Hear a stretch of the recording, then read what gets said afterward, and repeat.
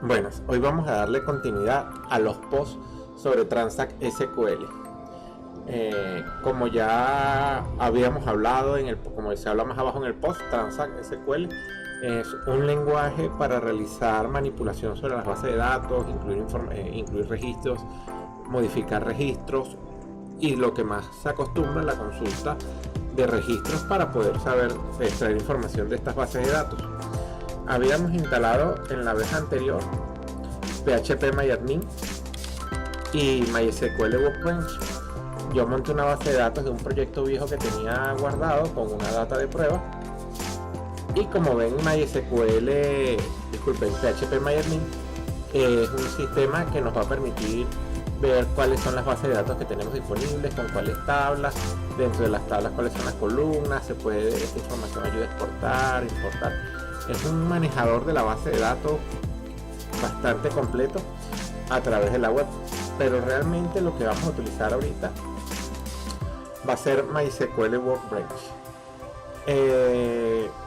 MySQL Workbench es, entre sus ventajas, vamos a ver que tiene una parte que es esta que está acá de RR, donde podemos ver cuáles son gráficamente nuestras bases de datos con sus tablas.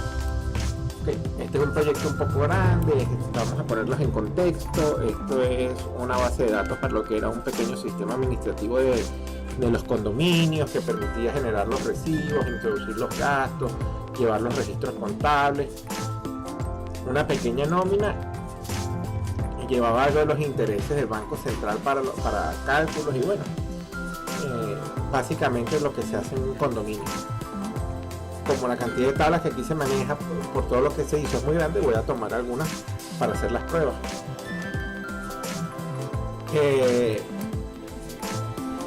Cuando estábamos hablando en el post abajo, voy a colocar un poco de lo que es el Transact. Entonces hablamos como un lenguaje que nos va a poder permitir incluir, modificar, consultar registros y borrar toda la manipulación que se hace sobre la data en una base de datos.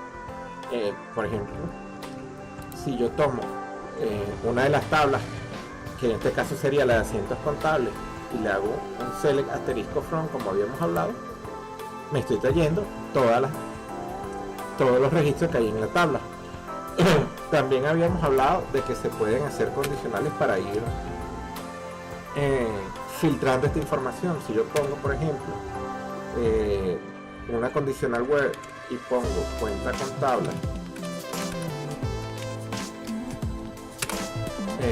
es igual, y tomo algunas de las que están por aquí de ejemplo, como la 52301, 52301, y lo ejecuto. Estos serían todos los registros que hay de esa cuenta contable en esa tabla. Ok, estas son las consultas básicas cuando yo me traigo una tabla.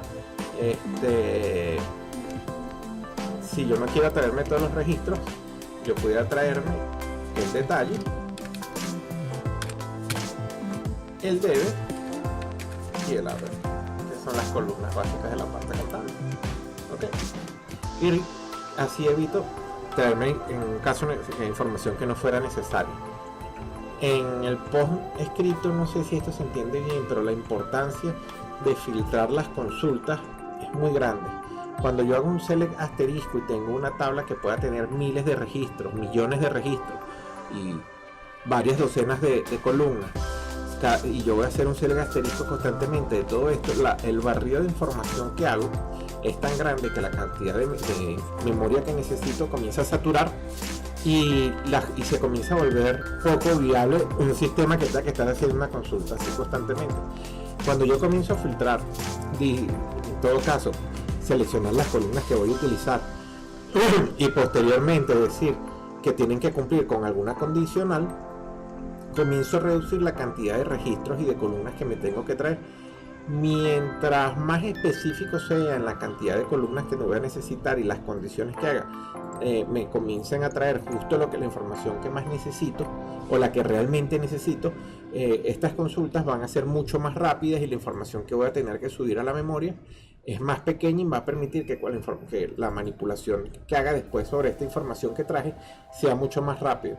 Por eso es que es importante que haya un estudio real de qué es la información que yo quiero extraer de mi base de datos, para yo comenzar a pensar cómo voy a extraer esta. Ahora, una de las cosas que comenzamos a hacer en este post es que vamos a traernos la información de más de una tabla. ¿Esto qué significa? Esto significa que si yo deseo mezclar información de dos tablas para obtener una información única, ¿qué puedo hacer? Hay una sintaxis básica en la cual no hablo en el post, con la cual yo simplemente pudiera decir traerme los campos que necesito, especificando la tabla. Por ejemplo, en este caso traigo de esta tabla esta columna y traigo de esta otra tabla esta columna, y cuando digo from, digo de qué tablas me voy a traer la tabla y la columna. Por tanto, cada vez que yo vaya a especificar un campo, tengo que especificar de qué tabla y qué columna me voy a traer, y alguna una condicional en la cual digo que me va a traer un campo que es común. Ahora vamos a ver un poco el diagrama antes de seguir acá. Estas dos tablas, que son un recibo base y un recibo detalle, son estas que estoy moviendo en este momento. Toda la información que genera el sistema cuando se monta un recibo de cobro. Hay una información que es básica, que sería la cédula de la persona a quien se le emite el recibo, el monto total, el tipo de inmueble que se le está haciendo, tipo de gasto que se está haciendo. Disculpen, es acá, cédula del apartamento, alícuota que paga el apartamento, porque los apartamentos, los condominios se calculan por una alícuota que es el porcentaje que le toca al apartamento pagar, el monto total, el mes que hace. Bueno, torre de etapas es porque cuando son, en este caso era un conjunto formado por varias torres, entonces se dividió en torres que estaban por etapas, la fecha, una referencia. Posteriormente, si ya fue cancelado, porque si ya el recibo fue pagado después de que esté emitido, si tenía una deuda anterior o si es un monto que no tiene deuda anterior, y la información y el detalle, que son cada una de las líneas que se le está cobrando a dicho recibo. Cuando hablamos del detalle, estamos hablando de que va a pagar un monto de uno por el pago de reparación de ascensores, por poner un caso, y eso se está calculando según la alícuota que le corresponde en la parte base. Entonces yo voy a tener que, por un recibo, puedo tener muchas líneas en el detalle. ¿Qué sucede? Yo cuando necesito en algún momento ensamblar todo esto, necesito traerme parte de la información base por tantas líneas como requiera, y eso es lo que yo estoy haciendo en esta consulta que les estaba mostrando ahorita. Ok, me estoy trayendo el monto a pagar con todas las líneas, y vamos a ponerle otra referencia para que sea más fácil. Vamos a traernos el recibo base, que sería el número de comprobante. Ok, entonces vemos que para el recibo o el comprobante número 601 existen todas estas líneas. Para el 602 existen todas estas líneas que están acá, que son el detalle de todo lo que está pagando. Okay. Esta sintaxis es como decir la manera manual de hacer esto, pero existe también las instrucciones que vemos, que son las instrucciones join. Las instrucciones join, vamos a comenzar a darles una pequeña vista. Es una instrucción en la cual yo coloco los campos que quiero traer igualmente. Lo digo que desde una tabla determinada y que esta está haciendo una unión a otra tabla por un campo común. En esta primera sintaxis que estamos viendo acá, como ustedes ven, yo le estoy colocando un alias a cada una de las tablas. Este alias T1, T2, el que uno decida asignar, me permite que cuando yo vaya a hacer el llamado a los campos, pueda simplemente colocar cuál es el alias y ejecutarlo. Si lo ejecuto, como vemos, igualmente me estoy trayendo la información. Vamos a colocarle del recibo base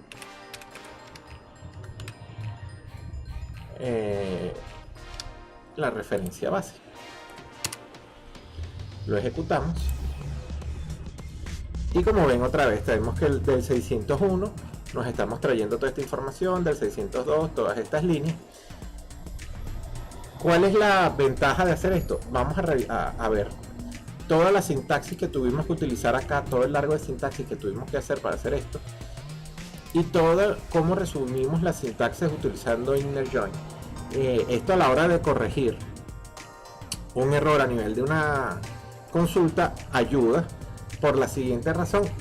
No es lo mismo tener que revisar una consulta de 4 líneas, 5 líneas, cuando yo esté llamando en vez de 4 o 5 campos, si estuviera llamando 7, 8, 10, 12 campos, a poderla resumir a 2, 3 líneas, aprovechando la instrucción inner join.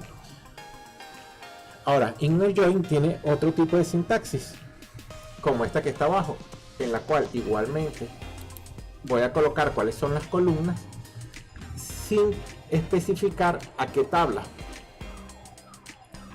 Voy a traerme la tabla, voy a decir que hay un inner join, voy a decir a qué recibo base pertenece y voy a usar la palabra using y voy a poner ref base, porque ref base es el campo que tienen en común ambas tablas y por el cual voy a realizar la unión. El problema o la ventaja es que, como ven, se resume mucho. El problema que tiene es que ref base me obliga a que ambas tablas tengan un campo con el mismo nombre para que el sistema sepa cómo hacer la unión. El segundo problema que tenemos cuando trabajamos así es que al no asignarle un alias a las tablas, si tengo campos del mismo nombre en ambas tablas y no estoy especificando a cuál pertenece, eso me puede generar un error. A mí personalmente me gusta usar más los alias porque es más fácil corregir sabiendo a qué tabla estoy invocando un contenido u otro al momento que estoy leyendo. Pero yo podría utilizar igualmente un alias abajo donde está using y simplemente usar using ref base y evitarme el poner el con la igualdad de cuál es el campo que quiero unir. Igualmente, si yo quisiera hacer una unión donde estoy usando varios campos de referencia en que tiene que coincidir dos campos X más dos campos tal, también pudiera poner que tendría que ser igual en estos dos campos y otros dos campos que también sirvieran de referencia para traer información. Eso ayudaría a reducir más el campo del resultado y a filtrar mejor la búsqueda. Ahora, si seguimos viendo la primera sintaxis, yo puedo aparte seguir filtrando. ¿Cómo? Porque puedo colocar una condicional. Yo puedo decir que yo me quiero traer la información que estaba arriba, pero en este caso, aprovechando que una de las tablas trae mes y año, voy a traerme esta información. Y como vemos, comienza a traerme nada más los recibos que son de ese mes y de ese año. Vamos a poner acá otra vez la referencia de el recibo para saber exactamente a qué recibo pertenece cada uno. ¿Ven? El 601 desaparece, debe pertenecer a una fecha diferente y ahora estoy con el 481 hacia adelante. Y esto mismo se puede aplicar con la sintaxis anterior de using. Aquí tenemos el ejemplo, se trae la misma información. Lo que cambia es cómo se reduce el código y cómo se simplifica la manera de hacerlo.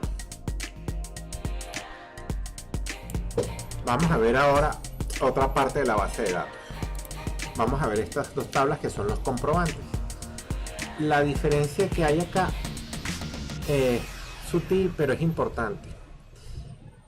Aquí sigo teniendo un campo de referencia que llamamos campo de referencia base, y tenemos otro campo que es el identificador como tal. Realmente el campo que coinciden en estas dos tablas es propiamente el identificador contra el de referencia, más no hay una relación entre el identificador del detalle del comprobante contra la base del comprobante. En este campo, cuando se creó, el identificador del comprobante va a ser el que se va a utilizar de número del comprobante, mientras que el identificador del detalle simplemente es una línea que identifica a cada una de las líneas de los comprobantes. Lo que va a unir este comprobante para saber a qué línea le pertenece va a ser esta referencia base. Cuando venimos acá podemos ver que si hacemos una consulta como las que hacíamos originalmente con el join, me lo trae de forma correcta. Lo otro es que join o inner join no da error como sintaxis, es la misma instrucción, porque estamos hablando de consultas que están por una igualdad o una equidad pero vamos al siguiente caso. ¿Qué sucede cuando yo a diferencia de como hacía en este, que miren cómo yo llamaba a mis campos, yo me vengo acá y comienzo a llamar a los campos sin el alias? Si lo hago, vamos a ver que me da un error. ¿Por qué me da este error? Me da por la razón de que el detalle del comprobante y la base del comprobante tienen columnas del mismo nombre de ambos lados, lo cual hace que si yo nada más coloco el comentario, la columna sin indicar a qué tabla pertenece, se crea una ambigüedad y el sistema no sabe a cuál llamar. En ese caso se produce un error. Posteriormente, si yo trato de usar la instrucción using, tampoco me va a funcionar, porque el identificador using es único de ambos lados y yo necesito que estuviera amarrado de ambos lados, como sucedía en el otro, que referencia base era único de un lado y era de múltiples campos por el otro. Por eso me da este error. Por ende, es una de las razones por las que yo prefiero más esta sintaxis, en las cuales utilizo los alias para poder identificar y coloco manualmente cuál es la referencia que voy a utilizar, en caso de que muchas veces uno, bien sea por descuido o por cualquier cosa, no colocó los nombres de referencia de ambos nombres iguales en ambas bases de datos, en ambas tablas de la base de datos.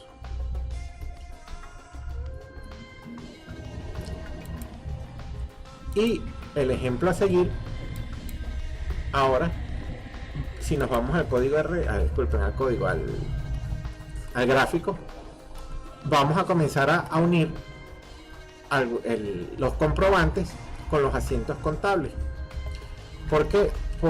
Debido a que todo lo que se realiza en el sistema, bien sean crear recibos o crear comprobantes, genera un asiento contable. Si yo vamos a hacer un select completo a la tabla de comprobantes, vamos a ver que ella en algún sitio trae el número de comprobantes que está amarrado en la tabla comprobantes, o tiene una relación, no, este es el detalle, con el comprobante, con este número de identificador. Ok, entonces vamos a suponer que yo quiero traerme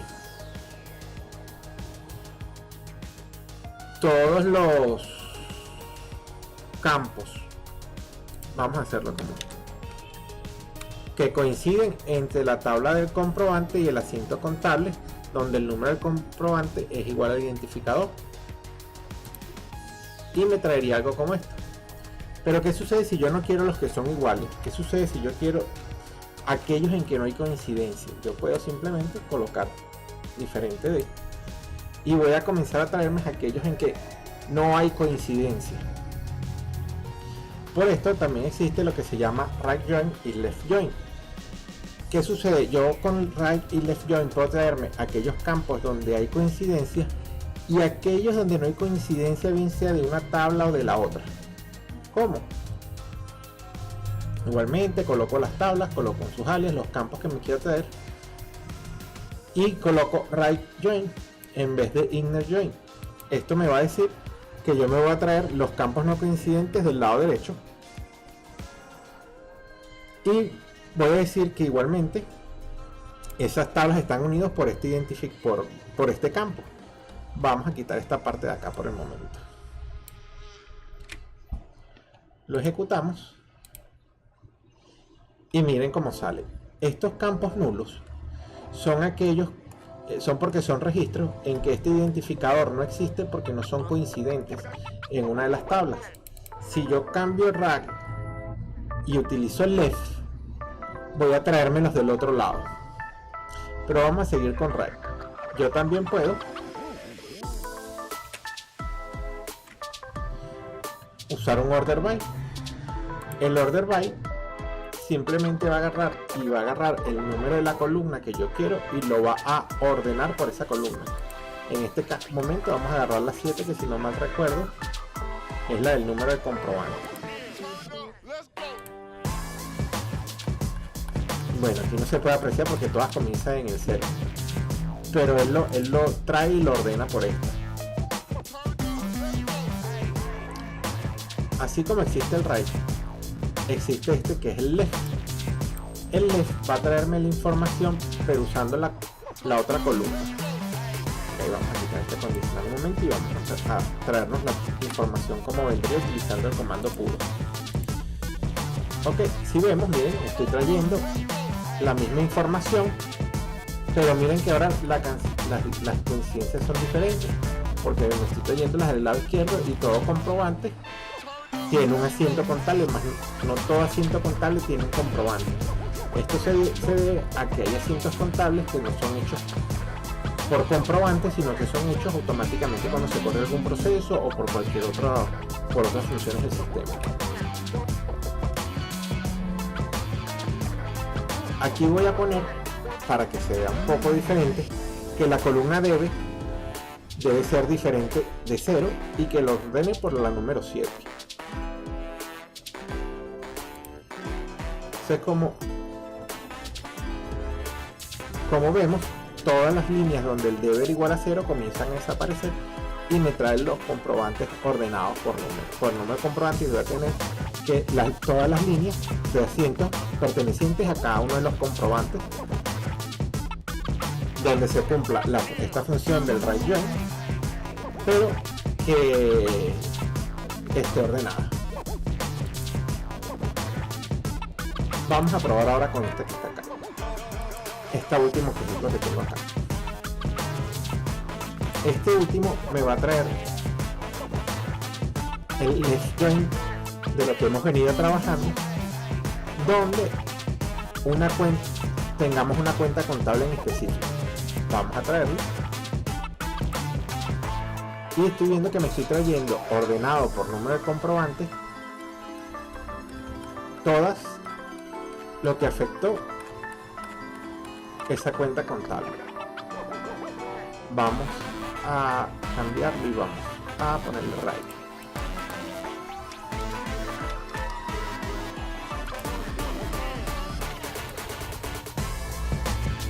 Como ven, aquí comienza a cambiar porque me está trayendo las que no son coincidentes del otro lado. Entonces todos aquellos que no tienen un número de comprobante son 0.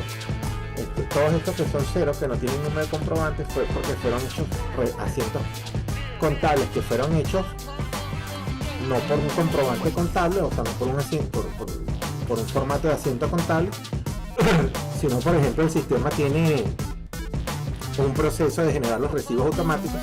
Cuando yo apruebo ya el lote de recibos, porque lo que genera es un lote con todos los apartamentos, cuando yo hago todos esos recibos y los genero, él toma todos esos recibos y hace los asientos contables correspondientes a ese recibo cada vez que es cancelado.